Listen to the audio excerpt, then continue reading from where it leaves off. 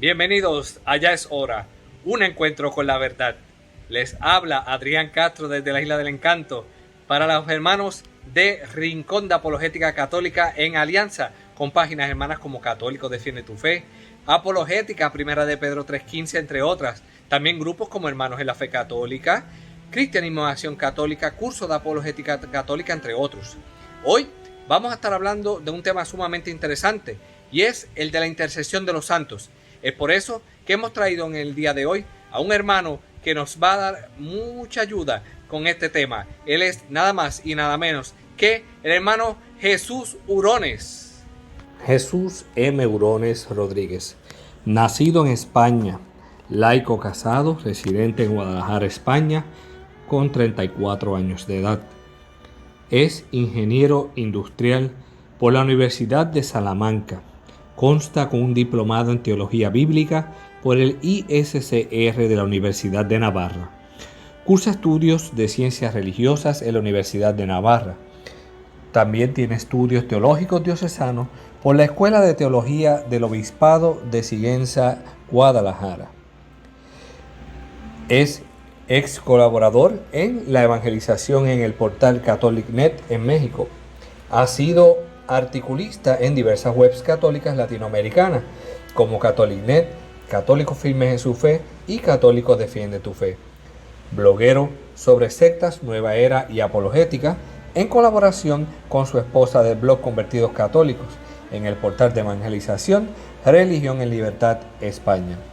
Tiene escrito libros sobre apologética bíblica publicados en Amazon que han sido muy demandados por católicos de Latinoamérica.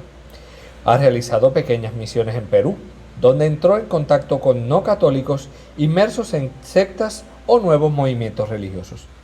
Ha colaborado en conferencias sobre el problema de las sectas en algunas parroquias de Madrid y Perú. Ha dirigido un curso de sectas y nueva era en la Escuela de Teología del Obispado de Sigüenza.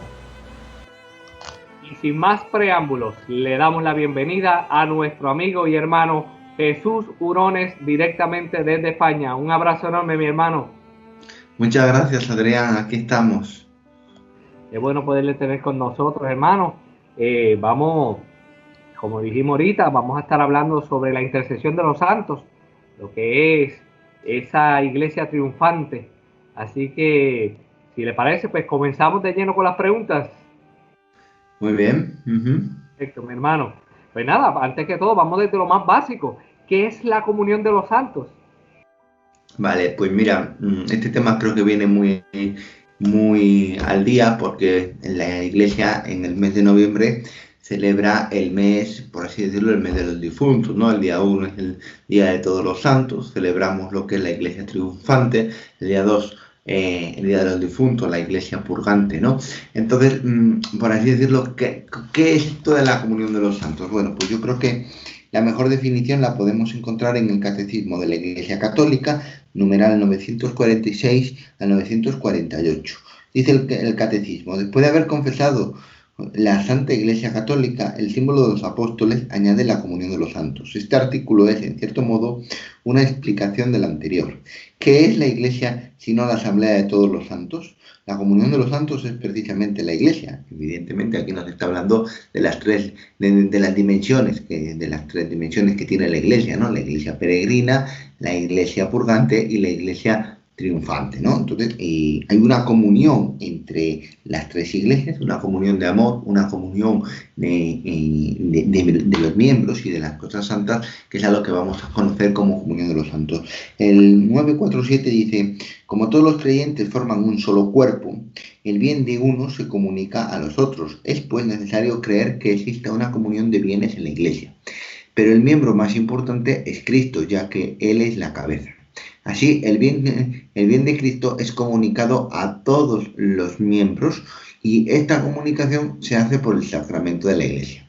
Como esta Iglesia está gobernada por un solo y mismo espíritu, todos los bienes que ella recibe forman necesariamente un fondo común. La expresión comunión de los santos tiene, por tanto, dos significados: comunión de las cosas santas y comunión entre las personas santas. Es decir, básicamente, es el concepto que San Pablo desarrolla en 1 Corintios 12, ¿no? Cuando un miembro sufre, todos sufren por él. Cuando un miembro se alegra, todos se alegran con él, ¿no? Es decir, hay una comunión entre los miembros, entre los sentimientos que tienen unos hermanos con otros, que unos podemos orar por otros y así sucesivamente, ¿no?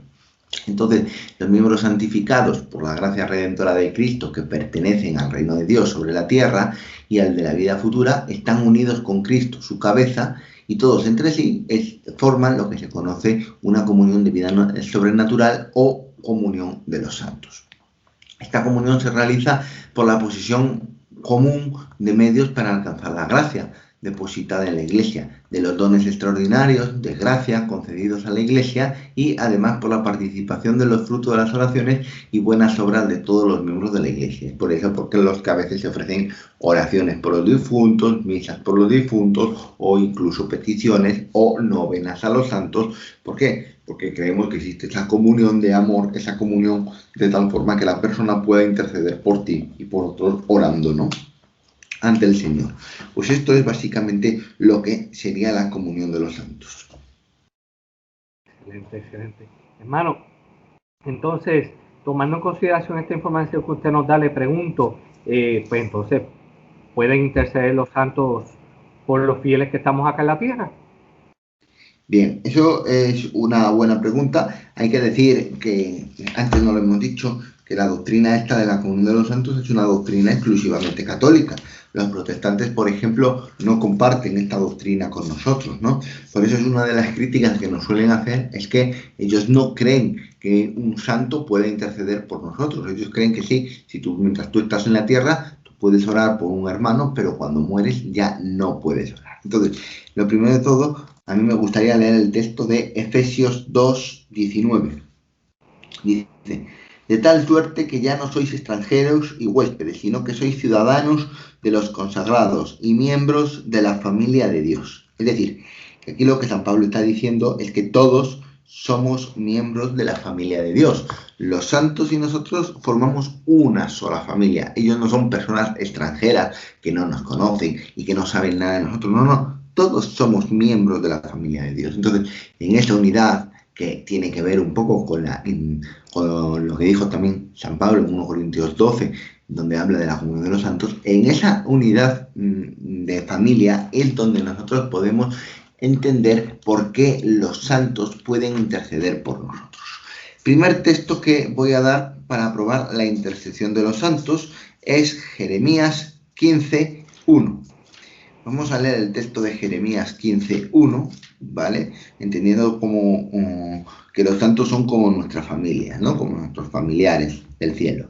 El Señor me dijo: aunque se presentaran ante mí Moisés y Samuel, mi alma no inclinaría hacia este pueblo. Entonces, este texto, lo que está recogiendo Jeremías es que ya en la cultura judía existía la creencia de que tanto Moisés como Samuel eran poderosos intercesores, a los cuales el pueblo judío acudió muchas veces, ¿vale?, para pedir su intercesión. Tenemos el caso de Éxodo 32, del 11 al 12, Salmo 99:6 o 1 Samuel 7:9, que nos demuestra claramente cómo estas personas del Antiguo Testamento eran poderosos intercesores. Entonces, ¿qué pasa? Que en ese tiempo ya no vivían ninguno de los dos, pero se les trae a recuerdo, ¿vale? Como si quiere decir, oye, si tú te acuerdas de los antiguos patriarcas y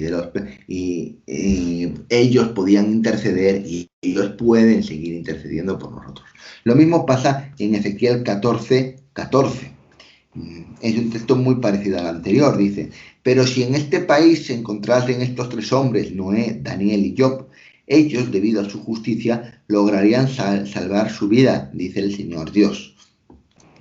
Esto se narra dentro de una serie de sucesos que se estaban dando en el pueblo de Israel, que pues iban a traer una serie de desastres. Entonces el Señor les recuerda que los justos del Antiguo Testamento, Noé, Daniel, Job, justos que ya estaban muertos, no iban a poder hacer nada aunque el pueblo recurriera a ellos para interceder. Ellos se salvarían, pero el pueblo no se salvaría. ¿De acuerdo? Son ejemplos que de manera indirecta vemos como ya se tiene en cuenta a personas fallecidas para pedir la intercesión del pueblo. También otro ejemplo de santos lo podemos encontrar en Lucas 16, 22.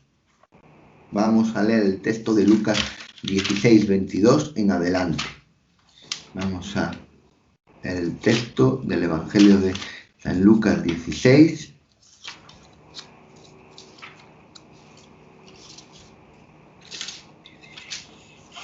Dice así.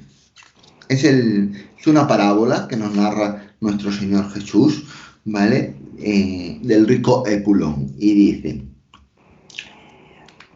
murió el pobre y los ángeles le llevaron al seno de Abraham. Murió también el rico y lo enterraron. Y estando en el infierno entre torturas, levantó los ojos y vio a lo lejos a Abraham y a Lázaro a su lado. Y le gritó: Padre Abraham, ten compasión de mí, y envía a Lázaro para que moje en agua la yema de su dedo y refresque mi lengua, porque me atormentan estas llamas. Abraham repuso: Hijo, acuérdate que ya recibiste tus bienes durante la vida, y Lázaro por el contrario males. Ahora él está consolado y tú eres atormentado. Y no es esto todo. Entre vosotros y nosotros hay un gran abismo, de tal manera que los que quieran ir de acá para allá no puedan, ni los de allí venir para acá. El rico dijo entonces: Padre, te ruego que le envíes a mi casa paterna, pues tengo 5 hermanos, para que les digan la verdad y no vengan también ellos a este lugar de tormento. Abraham respondió: ya tienen a Moisés y a los profetas, que los escuchen. Pero él les dijo: no, padre Abraham, que si alguno de entre los muertos va a verlos, se arrepentirán. Abraham contestó: si no escuchan a Moisés y a los profetas, no harán caso ni aunque resucite un muerto. Bueno, pues este texto que lo vemos así tan largo un poco, nos está narrando cómo una persona pide al padre Abraham que interceda y que mande al pobre Lázaro que se aparezca a sus hermanos. Es decir, que es posible una conexión y una comunicación entre aquellas personas que estaban muertas y, evidentemente, aquellas personas que están en la tierra, ¿no? Entonces, esto es posible por lo que estamos diciendo, la comunión de los santos, pero en este caso, pues el santo patriarca no lo veía necesario porque decía que ya tenían a la ley y los profetas, es decir, que aunque se les aparecieran, no iban a creer en ellos ni iban a escucharles, ¿vale? También luego tenemos otro texto que también lo considero que es muy claro y muy evidente de que existe porque uno de los problemas, existe una comunión de los santos, uno de los problemas que dicen los protestantes es que cuando uno muere, pues todo termina con la muerte y que los santos del cielo, no hay santos en el cielo porque ellos no tienen conciencia de lo que sucede aquí en la tierra, ¿no?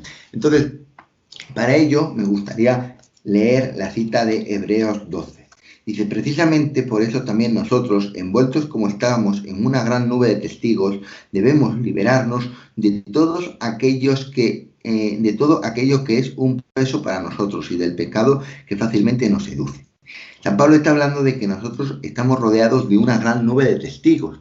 ¿Quiénes son estos testigos de los que habla San Pablo? Los testigos de los que habla San Pablo son los santos que habló en el capítulo 11, los grandes héroes de la fe: Enoc, Abraham, Sara, Moisés.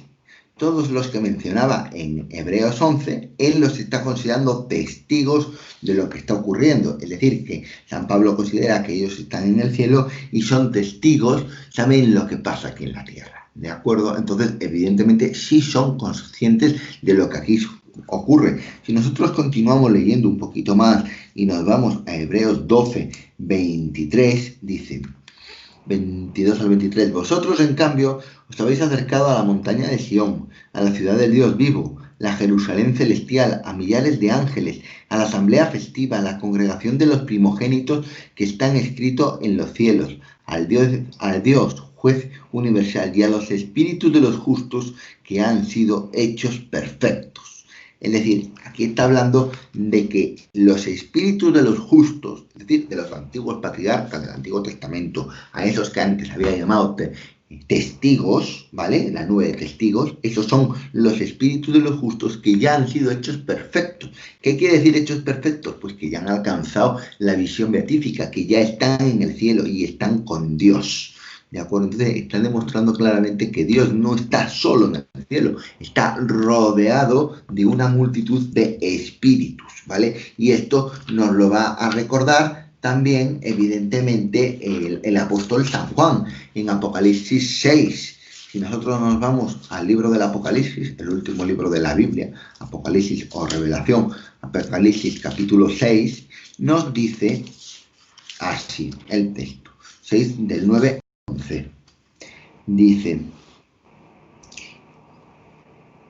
cuando el Cordero abrió el quinto sello, vi debajo del altar vivos a los que habían sido degollados por proclamar la palabra de Dios y por el testimonio que habían dado. Es decir, habían muerto, pero tenían una vida espiritual, estaban vivos en espíritu. Gritaron con voz potente, es decir, que pueden hablar, pueden gritar esas almas de aquellos que habían fallecido. ¿Hasta cuándo tú, el Maestro, el Santo, el Veraz, vas a esperar a hacer justicia y a vengar nuestra sangre de los habitantes de la tierra? Es decir, que estas almas le están preguntando a Dios y son conscientes de lo que está pasando en la tierra y claman justicia, ¿vale? Es un llamado a que Dios haga justicia. Entonces no podemos decir que los santos no son conscientes de nada ni saben nada, ¿no? Ellos están con el Señor y incluso pueden clamar y rogarle, pedirle cosas. Nosotros creemos fielmente que los santos estos de los que habla San Pablo, estos que están en la nube de testigos, no solamente los patriarcas, sino después todos los apóstoles, la Virgen María y todos los santos que han vivido antes que nosotros, pueden escuchar nuestras oraciones y las pueden presentar al Señor. Así lo dice, por ejemplo, Apocalipsis 8, del 3 al 4. Nos dice claramente: después vino otro ángel que se paró de pie junto al altar con un incensario de oro. Le dieron muchos perfumes para que los ofreciese juntamente con las oraciones de todos los santos sobre el altar de oro colocado delante del trono. Es decir, que evidentemente igual que los ángeles llevan las oraciones de los santos a Dios, pues estas oraciones también pueden ser las nuestras y son presentadas al Señor, ¿no? Entonces, es muy claro, todas estas citas que he dado enseñan lo mismo, ¿no? Que en el cielo hay santos, ¿vale? Y que se puede recurrir a ellos para pedir su intercesión. Me llama la atención por lo que estamos viendo hasta el momento, cómo estos tres estados de la iglesia, peregrinante, purgante y triunfante, no están desentendidos. Prácticamente podríamos entrar con esta premisa a la próxima pregunta, entonces, que es: ¿podemos entonces nosotros rezar por los fieles difuntos? Claro, evidentemente cuando hemos hablado de que hay una comunión, pues eso quiere decir que todo está conectado, ¿no? Una comunión es decir que unos hablan con otros, unos se comunican con otros, y en este sentido nosotros sí podemos rezar por los difuntos. Hay que entender que una cosa es rezar por los difuntos y otra cosa muy distinta es la evocación a los muertos, a los espíritus que suelen hacer pues la brujería, los magos, los hechiceros, y eso está totalmente condenado. Nosotros no evocamos espíritus, ¿no? Ni invocamos espíritus para adivinar el futuro o para que nos hagan predicciones, ¿no? Nosotros simplemente lo que pedimos es que nuestras oraciones sirvan para ayudar a estas almas a llegar al cielo, ¿vale? Oramos por estas almas para que puedan estar con el Señor. Esta oración por los difuntos, ¿vale? La podemos encontrar, por ejemplo, en Hechos 9, del 36 en adelante, ¿vale? Que se narra el caso de la resurrección de Tabita. Dice: en Jaffa había una discípula llamada Tabita, que significa Gacela, la cual se dedicaba a hacer buenas obras y muchas limosnas. Por aquellos días cae enferma y muere. La lavaron y la pusieron en la estancia de arriba. Como Lidia está cerca de Jaffa, los discípulos enviaron 2 hombres para pedir que fueran rápidamente a Jaffa. Pedro se levantó y se fue con ellos. Cuando llegó, lo subieron a la estancia de arriba. Allí le rodearon todas las viudas, llorando y mostrando las túnicas y mantos que les hacía Gacela cuando vivía con ellas. Pedro echó fuera a todos, luego se arrodilló y se puso a orar. Se acercó después al cadáver y dijo: Tabita, levántate. Ella abrió sus ojos y al ver a Pedro se incorporó. Entonces, ¿qué encontramos aquí? Aquí encontramos un caso donde Pedro ora por una persona que ha fallecido. Evidentemente, se ha producido un milagro, eso no lo vamos a negar. Está claro que posteriormente a la oración de San Pedro se produce un milagro y la persona resucita, pero no hay que negar que ese milagro se produce porque se ora por un difunto, ¿no? Se está orando en este caso por Tabita. Entonces ya es doctrina, por así decirlo, apostólica, de que se puede orar por los difuntos. Lo mismo enseña San Pablo en 2 Timoteo 1, 16, 18. Del Señor misericordia a la casa de Onésiforo, que muchas veces me refugió y no se avergonzó de mi cadena. Antes, estando él en Roma, me buscó solícitamente y me halló. Dele el Señor que haya misericordia acerca del Señor en aquel día. Y cuanto nos ayudó en Éfeso, tú lo sabes mejor. Bueno, pues esto es como una petición que está haciendo San Pablo porque Onesíforo pues iba a morir, estaba enfermo y entonces está pidiendo por él para que el Señor lo tenga ya en su gloria, porque seguramente cuando San Pablo escribió eso, pues es posible que Onesíforo haya muerto. Lo mismo podemos encontrar en 1 Reyes 17 del 21 al 22, ¿vale? Es el texto donde vemos cómo el profeta Elías ora por un niño, ¿vale?, que acababa de morir y gracias a la oración del profeta Elías, el niño vuelve otra vez a la vida. ¿Vale? Entonces son 3 textos muy claros que nos enseñan que sí existe una oración por los difuntos. ¿Por qué? Porque ellos formarían lo que se conoce como la iglesia purgante y nosotros debemos orar por ellos. Las oraciones por ellos nunca se van a perder. El Señor siempre las va a escuchar y las va a aplicar. Hermano, tomando en consideración todo esto, siempre también es importante tomar en cuenta la información referente a lo que son los padres de la iglesia, así que me gustaría ver si nos podrías aportar con referencia qué enseñaron los santos padres en las primeras etapas del cristianismo con referencia a la intercesión de los santos. Vale, pues mira, voy a leer algunos textos de los santos padres que hablan sobre la intercesión de los santos y algunos otros textos que hablan sobre la oración o la ofrecer sacrificios o ofrendas por los difuntos, ¿no? Por ejemplo, sobre la intercesión de los santos tenemos un texto de San Clemente de Alejandría, dice: y también reza con los ángeles como si ya fuera igual a los ángeles y nunca se encuentra fuera de su santa vigilancia y aunque rece solo tiene el coro asociado de los santos. Bueno, pues claramente aquí nos está enseñando San Clemente de Alejandría que además de los ángeles tenemos el coro de los santos del cielo que rezan con nosotros. Orígenes, poco tiempo después, dice: el sumo sacerdote ora con los que oran de corazón y también los ángeles en el cielo se alegran por un pecador que se convierte, más que por 99 justos que no tienen necesidad de conversión, citando a Lucas 15:7. Y ahora dice: asimismo, las almas de los santos que ya descansaron, es decir, que no solamente el sumo sacerdote y los ángeles, sino también las almas de los santos que ya descansaron. Aquí se ve claramente cómo los santos que ya descansaron pueden orar por nosotros y para ello lo cita, lo prueba con el pasaje de Rafael. Dice: esto se prueba con el pasaje de Rafael ofreciendo al Señor un sacrificio espiritual por Tobías y Sara. Después que ambos oraron, dice la escritura, fue oída en aquel instante en la gloria de Dios plegaria de ambos y fue enviado Rafael a curar a los dos. Tobías 3, citando el libro de Tobías. San Cirilo de Jerusalén, un siglo después, dice: entonces, durante la oración eucarística, recordamos también a los que durmieron antes que nosotros, primero a los patriarcas, profetas, apóstoles y mártires, para que Dios, a través de sus oraciones y súplicas, se digne recibir las nuestras. ¿Vale? Aquí se ve claramente como ya la Iglesia creía en que los patriarcas, profetas, apóstoles y mártires escuchaban nuestras oraciones.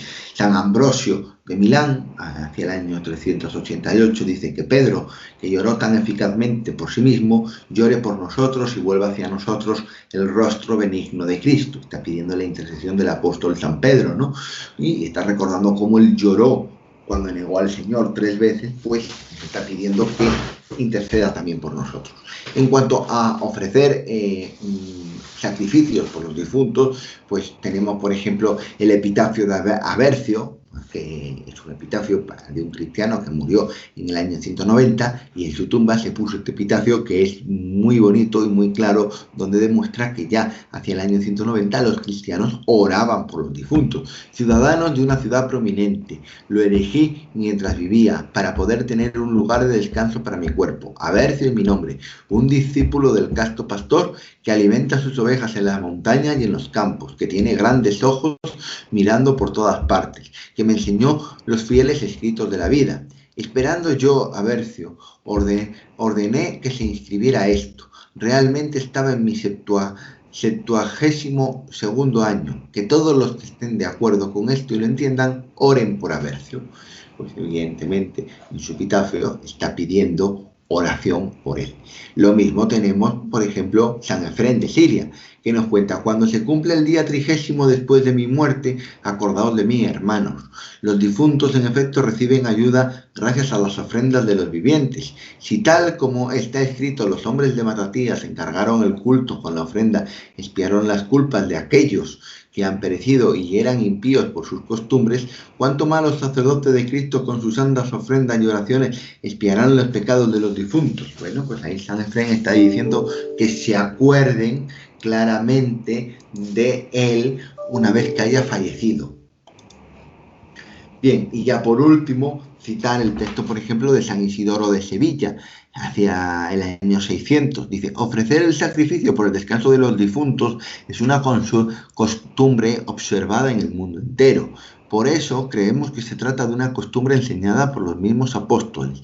Y en efecto, la Iglesia Católica la observa en todas partes. Y si ella no creyera que se le perdona a los pecados a los fieles difuntos, no harta limosna por sus almas ni ofrecería por ellas el sacrificio a Dios. Pues evidentemente aquí está diciendo San Isidoro de Sevilla que esta es una costumbre observada por toda la Iglesia y que proviene de los apóstoles, la de ofrecer sacrificios. Evidentemente se está refiriendo con sacrificio al sacrificio más perfecto que hay, la Santa Misa, ofrecer misas por el eterno descanso de los difuntos para que estos, pues, evidentemente alcancen el cielo. Y la misa también es una oración, con lo cual está hablando de ofrecer también oraciones por los difuntos. Es decir, que podemos decir que es doctrina común de los santos padres la creencia de que los santos pueden interceder por nosotros y también podemos orar por los difuntos.